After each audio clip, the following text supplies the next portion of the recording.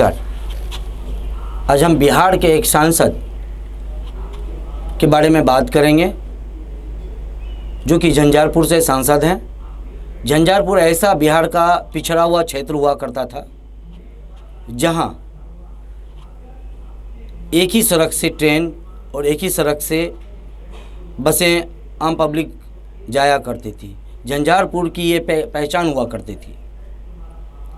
उसी झंझारपुर की हम बात करेंगे। अब वहाँ वर्ल्ड का सबसे बड़ा पुल बनाया जा रहा है। वो हर व्यवस्था बदल चुका है। वर्तमान में नीतीश सरकार 17 साल से लगभग नीतीश सरकार शासन कर रहे हैं और जब से नीतीश जी बिहार में आए हैं विकास की लहर कहीं न कहीं आई है। जहां बिजली कब आएगी इसकी कोई निश्चितता नहीं थी, श्योरिटी नहीं थी। उसी बिहार में अब 20 घंटे 22 घंटे बिजली रहती है और इतना पता होता है कि कुछ मिनटों में बिजली लौटेगी। उन्हीं के एक सांसद हैं जो मुखिया रामप्रीत मंडल 2016 से 2011 तक मुखिया थे और 2016 से 2019 तक बीडीसी ब्लॉक हेड रहे और 2019 में लोकसभा मेंबर चुने गए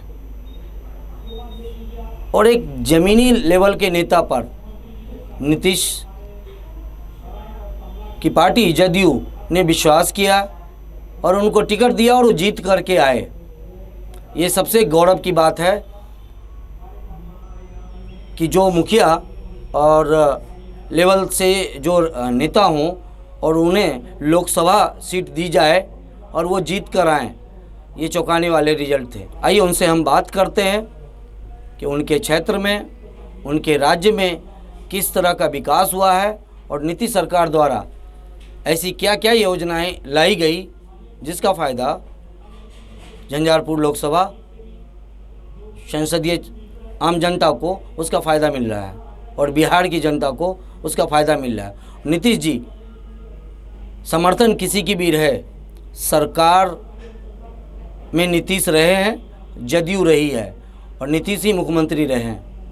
आइए रामप्रीत मंडल जी के बारे में हम वो हर जानकारी सीधा उनसे बात करते हुए हम आपको एक एक जानकारी उन्हीं के जुबानी सुनवाते हैं। कि 60 साल के होने के बाद उनको वृद्धा पेंशन दिया जाएगा।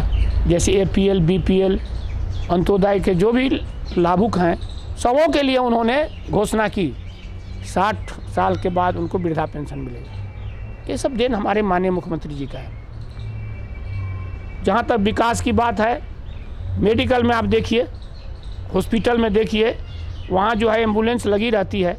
गांव से डिलीवरी पेशेंट को, जो महिला कोई डिलीवरी का ये में है, समय में है, तो उनको ले जा करके भर्ती कराते हैं, वहाँ भी उनको लाभ मिलता है। उसके बाद ये तो मेडिकल की बात हो गई। रही राजनीति की बात, संगठन की बात, मैं आपके बीच बैठा हूँ। मैं कभी विधायक नहीं बना, विधायक का ख्वाब भी मैंने नहीं देखा था। मैं एक ब्लॉक प्रमुख था, उससे पहले मुखिया था। उनका सोच देखिए। उनको जब पता चला कि एक आदमी है अति पिछड़ा वर्ग से, जिस जाति से मैं आता हूँ, कमज़ोर वर्ग से, उन्होंने बुला करके मेरा इंटरव्यू ले करके मेरे बायोडाटा को देख करके टिकट दिए और आपके बीच मैं सांसद बन के बैठा हूँ और जितना हो सकता है मैं गरीबों के लिए काम सुबह शाम करता हूँ। तब तो है देखिए, जितना समस्याएं हैं पूरे भारत में, तो सूर्य भगवान भी ऊपर से अगर नीचे आ जाएंगे वो भी किसी को खुश नहीं कर सकते हैं। माननीय मुख्यमंत्री जी आप देखिए 24 घंटा में 16 घंटा काम करते हैं। उनके आगे पीछे एक लड़का है, उनसे भी मेरे ख्याल से 10 दिन 15 दिन पर मिलते होंगे, जहाँ तक हम लोग सुने हैं। और विकास की बात, अति पिछड़ा वर्ग, जिस वर्ग में हम लोग आते हैं, माननीय मुख्यमंत्री जी ने अभी 4 व्हीलर गाड़ी, चाहे अब स्कॉर्पियो लीजिए, जीप लीजिए, अगर आप गाड़ी ले करके और उसमें आप कमाई करना चाहते हैं तो उन्होंने 10 लाख में 5 लाख रुपया का घोषणा किए हैं अनुदान में। और अति पिछड़ा वर्ग के लिए अभी उन्होंने घोषणा की है कि हर ब्लॉक में जाकर जाइए और आपको गाड़ी में भी रिबेट मिल रहा है, सब्सिडी मिल रहा है। ये सब काम अभी सवर्ण का जो कोटा 10% का है उनके लिए भी उन्होंने सोचे, जो हमारे पार्लियामेंट से पास हुआ। और बिहार में हर जाति के लोगों को लेकर वो चलते हैं, जो अभी हम लोगों को आगे भविष्य जो होगा राजनीति में उनको सोचना चाहिए, सीख लेना चाहिए माननीय मुख्यमंत्री जी से। हमारा एक सवाल आपके लोकसभा से रिलेटेड है। आप जीत के आए और कुछ समय निकलते के साथ कोविड आ गया, करीबन 1 साल तो पूरी तरह से कोलैप्स कर गया। आपका झंझारपुर के प्रति क्या विजन है? ऐसी क्या चीज़ आप लाना चाहते हैं जो झंझारपुर में अति आवश्यक है? देखिए पोदार जी, झंझारपुर हम लोग का बहुत बड़ा ये है कि मेरा विचार तो कहने की ये बात नहीं है, दिल में है, मैं कर नहीं पा रहा हूँ। कोविड 2019 में हमने ये सांसद बना, मैंने सांसद बना। सांसद बनने के बाद कुछ दिनों तक हम लोग का कुछ फंड मिला, उस फंड से कुछ भारत सरकार के नियम के तहत हमने एक सोलर लाइट लगाया सब्सिडी पर। जी जी। उसके बाद सर हम लोग जो है, जो ये कोविड-19 जब शुरू हुई तो सबसे पहला, मैं सांसद हूँ बिहार के नहीं हिंदुस्तान के, 23 को हमारा पार्लियामेंट बंद हुआ। 24 तारीख को ही मैंने 1 करोड़ रुपया की घोषणा लिखित में जी मैंने प्रधानमंत्री कोष में दिया। उसके बाद अचानक हम लोगों का जो है फंड बंद कर दिया गया कोविड के कारण। जी। हम लोग का 30% जो मानदेय मिलता उसमें भी कट ऑफ हो गया। विकास का जहाँ तक सवाल है, देखिए अभी आप लोग सुने होंगे कि माननीय मुख्यमंत्री जी और माननीय प्रधानमंत्री जी के सहयोग से एनडीए सरकार की तरफ से फुलहर है, जी हाँ, बेनीपट्टी प्रखंड में फुलहर से लेकर के सहरसा तक के लिए रोड बन रहा है। जी हाँ। हमारे क्षेत्र में पड़ता है। भेजा के पास देखे होंगे कि इंडिया का, हिंदुस्तान का सबसे बड़ा पुल बन रही है। उसके बाद ले लीजिए आप, माननीय मुख्यमंत्री जी के सहयोग से हमारे बलान और कमला के बीच में हर साल बाढ़ आने के कारण जो है बहुत क्षति होती थी। मैंने 70 सालों में कभी ऐसा काम नहीं हुआ। हमारे माननीय मुख्यमंत्री जी ने, माननीय मंत्री जो संजय झा जी हैं, जी हाँ, उनका भी बहुत योगदान है। और उन्होंने जा कर के 480 करोड़ का बांध बनाने का काम, जो कि काम चल रहा है गोहडिया ब्लॉक में, फुलपरास ब्लॉक में, लौकी ब्लॉक में, जयनगर में भी कुछ पैसा दिए हैं कमला बलान को बांध के मरम्मती के लिए। तो विकास तो हो रहा है, मेडिकल कॉलेज बन रहा है। और एनआईटी के लिए जो बच्चे पढ़ते हैं, क्या कहते हैं उसको, जो सुपरवाइज़र बनते हैं अररिया संग्राम में। जी जी। उसके बाद आप देखे होंगे पोदार जी कि हर पंचायत में 5 स्टार की तरह पंचायत सरकार भवन बनाए। स्कूल जो है हर गांव में, हर पंचायत में हाई स्कूल बनाने का उन्होंने घोषणा किया है। अभी 9 क्लास तक पढ़ाई हो रही है। जी हाँ। तो तरक्की का बात बोले ना कि मेरे उंगली 10 ठो है, अभी तो 20 ठो मैं बोल ही दिया। और कोशिश में लगे हुए हैं कि जो भी काम बचा हुआ है, जल जीवन हरियाली के द्वारा हो, नल जल योजना के द्वारा हो, प्रधानमंत्री सड़क द्वारा हो, मुख्यमंत्री सड़क द्वारा हो, बिजली, ये बताइए। जी हाँ। बिजली में पहले लोग जनरेटर पर काम चलाते थे, इससे पहले जो सरकारें थी, और लोग बिजली के तार पे कपड़ा सुखाते थे। ये तो डायलॉग पुराना हो गया हमारे माननीय मुख्यमंत्री। पहचान थी, बिहार की पहचान थी। अभी आपको 24 घंटा में मेरे ख्याल से 22 घंटा 23 घंटा बिजली रहती है। चाहिए, चाहे वो कोसी के दियारा का क्षेत्र हो, बलान का क्षेत्र हो, कमला का क्षेत्र हो, हर घर शहर में बिजली पहुंच रही है ना। जी हाँ, एकदम सच है ये। और पोदार जी, अभी क्या है ना, हमारे माननीय मुख्यमंत्री जी को लोग सोशल मीडिया की, जितना हम लोग काम करते हैं ना, सोशल मीडिया दिखा नहीं रहा। सोशल मीडिया से नौजवानों से मैं अपील करना चाहता हूँ कि जो धरती पर, धरातल पर जो काम हुआ है माननीय मुख्यमंत्री जी का बिहार में, चाहे हमारे प्रधानमंत्री जी के सहयोग से ही क्यों ना हो, वो भागीदारी, वो सिस्टम, हाँ, हमारा एनडीए की सरकार है, उस सही काम को दिखाना चाहिए। ताकि लोगों में मैसेज अच्छा जाए। अब अखबार कोई नहीं पढ़ता है, सोशल मीडिया, आप लोग का चैनल के मीडिया, यूट्यूब के द्वारा लोग तुरंत पहुंच जाता है। और मुख्यमंत्री जी जो काम करते, मैं मिला हूं व्यक्तिगत, मैं तो ये ज़रूर कहूँगा, लोग अपोजिशन वाले तो क्रिटिसाइज भी करेंगे कि आज के युग में ऐसे महान पुरुष कम है। और ईश्वर से मैं कामना करता हूँ उनको हमेशा स्वस्थ रखे, ताकि हमारे बिहार के लिए जो काम बाकी रह गया है वो काम वो पूरा करें। इस युवा की बात किया तो कहीं ना कहीं आपको लगता है कि सोशल मीडिया पे जो कुछ युवा बढ़ गए, कुछ हैं जो प्रायोजित जानबूझ के ऐसा कर रहे हैं, सरकार को नीचा दिखाने की कोशिश? देखिए, नौजवान नहीं कर रहे हैं। नौजवान तो देखिए, नौजवान तो इनोसेंट होता है बेचारा, उनको क्या मालूम दुनिया से, शादी नहीं हुई होती है, बच्चे नहीं होते हैं, उस टाइम में पढ़ने का समय होता है, नहीं होता है जी। तो हम लोग अगर, कहावत आप सुने हैं ना कि ठग जो है, एक बार एक पंडित जी एक बकरी के बच्चे को कन्हा पर लेके जा रहे थे, तो पता चला कि पंडित जी कन्हा पर जो है बकरी का बच्चा लेके आ रहा है, तो 10 तो ठग 10 जगह खड़ा हो गया जी। और हर डग डग पर 50 मीटर पर ठग कहता था, क्या पंडित जी, वो सुअर का बच्चे को आप लेके जा रहे हैं क्या? पंडित जी का ये काम है? नहीं रहे, तो खसी का है, बकरी का बच्चा है। तो 1000 मीटर के 10 आदमी उसको कैसे 9 आदमी कहा, तो 10वां आदमी जब बोला तो साला सोचा, गलत सब यूज कर दिया मैं, सॉरी जी जी। तो उन्होंने सोचा कि इतने लोग जो है वो गलत तो नहीं होगा, हम ही गलत हो सकते हैं। तो उन्होंने क्या किया, जो बकरी का बच्चा कंधा पर रखे तो फेंक दिए, बोला ओ सॉरी भाई, गलत हम कर लिए। तो ठग सब वो बच्चा को लेके भाग गया। वही हाल है, ठग सब लगा हुआ नौजवानों को करने के, बहकाने में और भटकाने में। जी। सर एक और, नीतीश जी कहीं न कहीं परिवारवाद से बहुत दूर हैं, उसके बाद उनके ऊपर आरोप लगता है कि युवा को बिहार में जॉब नहीं दे पा रहे हैं, कितना तक सही है? अच्छा, आप भी बिहार के हैं? जी हाँ, समस्तीपुर से हूँ। तो बिहार के बताइए, सबसे पहले ये बताइए, बिहार की जो भौगोलिक स्थिति है, जी हाँ, दक्षिणी बिहार सूखा, जी हाँ, और उत्तरी बिहार में बाढ़, सालों भर लगभग डूबा ही रहता है। अच्छा, हमारे पास बिहार का अपना पोर्ट नहीं है। अगर हिंदुस्तान का हिस्ट्री को देखिए तो बंगाल में पोर्ट है, महाराष्ट्र में पोर्ट है, मद्रास में, चेन्नई में पोर्ट है, उड़ीसा में पोर्ट है।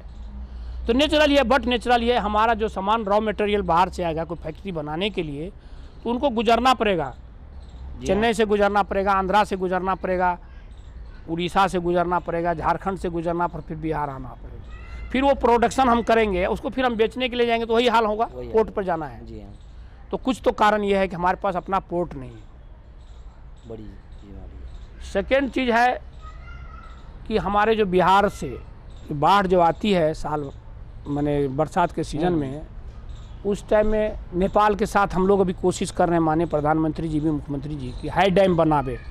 हाई डैम अगर बन जाता है तो फ्लड के कारण जो नुकसान होती है वो नुकसान नहीं झेलना पड़ेगा, और उसमें हम फैक्ट्री लगाएंगे। अभी देखिए,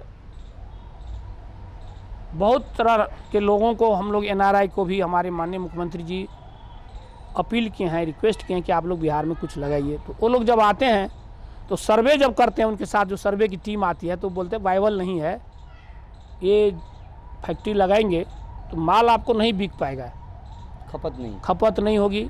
अगर आप दिल्ली में लेके जाएंगे तो दिल्ली में सस्ता मिल जाता है। फ्री पोर्ट हमारे पास नहीं है, एक कारण वो है। सेकेंड है सर कि जैसे कि चीनी मिलें बंद पड़ी हुई है। जी हाँ, दर्जनों। आप नहीं पूछे सवाल, मैं ही पूछता हूँ।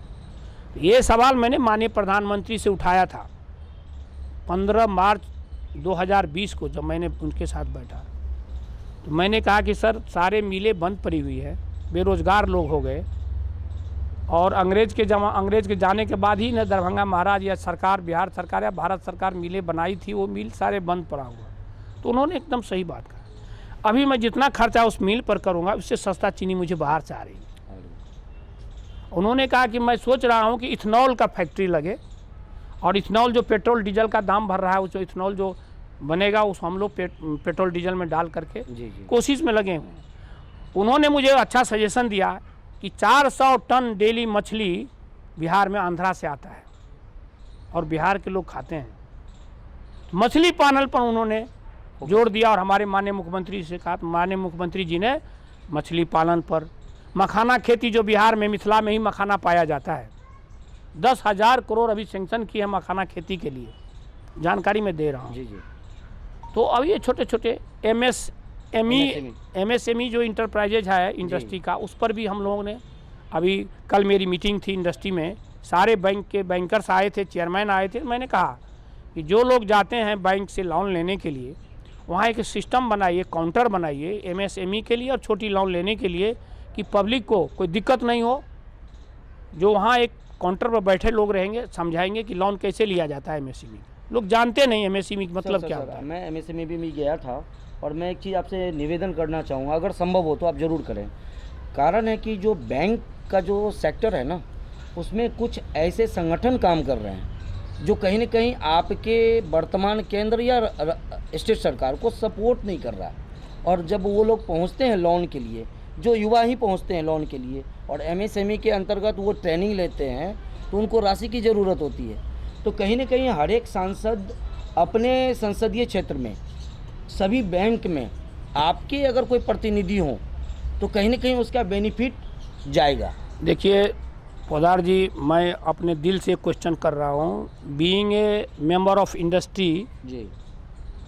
हम जो है कल बैठक हुई थी, मैंने सारी बातों को रखा है अपने कमेटी में, और सारे चेयरमैन सब मान गए। मैंने 2 बातें कही जो लोगों ने मान लिया, कि बैंकर्स को चाहिए हर हफ्ता या 15 दिन पर ब्लॉक लेवल में, पंचायत लेवल में मीटिंग करें। जिस तरह से हम लोग अपना कैंप लगाते हैं वृद्धा पेंशन के लिए, जी जी, प्रधानमंत्री योजना आवास के लिए, इसी तरह से लोन के लिए भी कैंप लगाए। उन्होंने कहा कि अभी क्या हुआ है, कुछ दिनों से जो रीएम्प्लॉयमेंट नहीं हो सका है, लोगों की कमी है, बैंक में भी स्टाफ की कमी है। फिर भी उन्होंने कहा कि सोशल मीडिया के द्वारा, जी जी, अखबारों के द्वारा, काउंटर के द्वारा मैं MSME में मदद करूंगा, चाहे वो खादी ग्राम उद्योग से हो, चाहे मखाना खेती से हो, चाहे पान उद्योग से हो, चाहे मछली का हो, चाहे बम्बू का खेती जो अगरबत्ती बनाने का हो।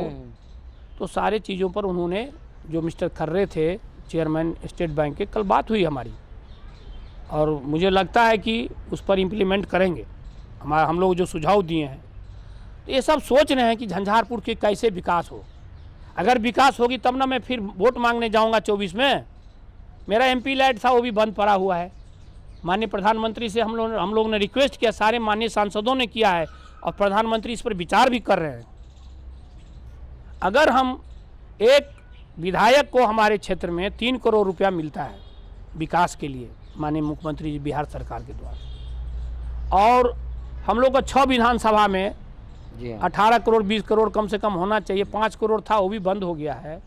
तो माननीय प्रधानमंत्री जी से भी, उनके कलीग से भी, जो फाइनेंस मिनिस्टर निर्मला सीतारमन जी से भी हम लोग आग्रह किए हैं कि कम से कम हम लोग का जो 5 करोड़ फंड मिलता है, हम लोग अपने पॉकेट में तो नहीं रखते, वो DM साहब उसका ये करते हैं, अनुशंसा करके। वो हम लोग खाली अनुशंसा कर रहे हैं, फला जगह में नली नाली नहीं है, रोड नहीं है, तालाब का घाट नहीं है जो छठ मनाएंगे लोग, सामुदायिक भवन नहीं है जो अल्पसंख्यक का, और क्या वंचित समाज के वंचित लोग जो हैं, दलित लोग हैं, महादलित हैं, उनके यहाँ कोई बेटी की शादी होती तो रहने का नहीं है। ये सारे बातें हम लोग ने रखा है, और उसका हो सकता है कि माननीय बुद्धिमान प्रधानमंत्री जी जल्द से जल्द हम लोग को उसका घोषणा करेंगे। एक अच्छी चीज़ है, मैं बताऊं कि झंझारपुर को लोग ऐसे भी जानते थे कि एक ही सड़क पे ट्रेन भी चलती है, एक ही सड़क पे गाड़ी भी चलती है, एक पहचान हुआ करता था। अब उस पे सड़क पुल सब कुछ बन चुका है। क्या कहेंगे पोदार जी?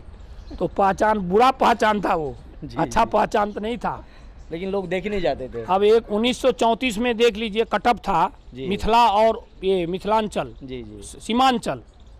अभी प्रधानमंत्री जी द्वारा, और उस समय के हमारे रेल मंत्री माननीय मुख्यमंत्री जी थे, उनके पहल से 2003 में, नहीं नीतीश कुमार जी थे, उन्होंने पहल किया। अभी अटल जो सेतु बना है, और रेलवे लाइन की भी शायद अभी ट्रायल भी ऑलरेडी हो गया है, समझे ना। तो अब वो सब सपना के लायक रहेगा, इतिहास में ही रहेगा। लेकिन अभी हमारे NH 57 देखिए कितना अच्छा हुआ है, गांव-गांव में रोड बनी है, और अभी भी ये जो अभी फुलहर वाला रोड बन रहा है, तो 1.5 घंटा में हम सहरसा पहुंच जाएंगे झंझारपुर से। अब विकास तक जहाँ तक बात कर रहे हैं, विकास में रेलवे लाइन अगर चालू हो जाएगी, नॉर्थ ईस्ट जाने के लिए 350 किलोमीटर की दूरी कम हो जाएगी, तो कम से कम वहाँ विकास होगा। लोग यहाँ का सामान बंगाल में बेचेंगे, आसाम में बेचेंगे, क्या भूटान में बेचेंगे? कहीं न कहीं है कि जो प्रोडक्शन है जी। वो देश के बाकी हिस्सों में पहुंचेगा। जी, खास करके देखिए लोग अभी समझ गए वहाँ के लोग कि भाई हमारे बिहार का भौगोलिक स्थिति के कारण यहाँ कोई फैक्ट्री नहीं लग रहा है। कहीं न कहीं मिथिलांचल में जो खास करके मछली पालन है और मखाना, ये 2 ऐसी फसलें हैं जिसको वर्ल्ड रूप में वो मार्केट बनाया जा सकता है। अरे पोदार जी, मैं एक ठो बात आपको कहना चाहता हूँ। माननीय मुख्यमंत्री जी का ड्रीम प्रोजेक्ट है अभी, जो झील के रूप में तब्दील हो गया है हमारे यहाँ पानी के जमाव के कारण, जी जी। जिसका कोई खेती से कोई फ़ायदा नहीं होता, लाभ नहीं मिलता, पानी जमा रहता है। माननीय मुख्यमंत्री जी ने उस पानी के जगह में पाइप लगा के ऊपर सोलर सिस्टम लगाएंगे। देखिए उनका सोच, इंजीनियरिंग सोच है। सोलर सिस्टम ऊपर लगाएंगे और नीचे में मछली पालन भी होगा और ऊपर सोलर का रिचार्ज करके हम बिजली भी पैदा करेंगे। ये तो हमारे माननीय मुख्यमंत्री जी का विराट सोच है। फिर भी लोग बोलते हैं मुख्यमंत्री कोई काम नहीं कर रहे हैं। और पूछिए, हमारा जो है आपके लोकसभा से खास करके झंझारपुर में एक बाजार लगता है, उसके लिए क्या सोचे हैं आपने कभी? कौन सा बाजार लगता है वहाँ? झंझारपुर में एक बाजार लगता है, शाम में मंडी लगती है। वो तो झंझारपुर में ही नहीं लगता है, सब जगह खुटौना में लगता है, जयनगर में भी लगता है, वो डेली मार्केट बोलते हैं। हाँ हाँ। देखिए झंझारपुर का मेन समस्या है जल का।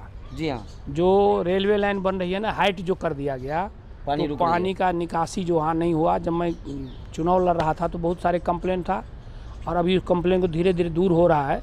रेलवे मंत्रालय ने नाला बना रहा है।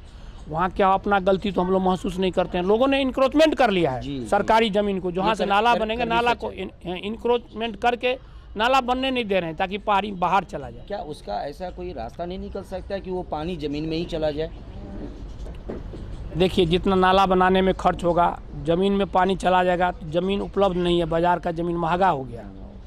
अभी क्या हम लोग को विवेक से काम करना होगा, सब मिल बैठ करके जी। इस पर विचार करके, रेलवे से हो, बिहार सरकार से हो, भारत सरकार से हो, सब मिल बैठ करके, और जितने भी बिजनेसमैन हैं, हम लोग जनता है, सब मिल करके, और हमको विकास के लिए, झंझारपुर के लिए अकेले एमपी का काम नहीं है, सारी जनताओं का भी ये फ़र्ज़ बनता है कि एमपी को सपोर्ट करे।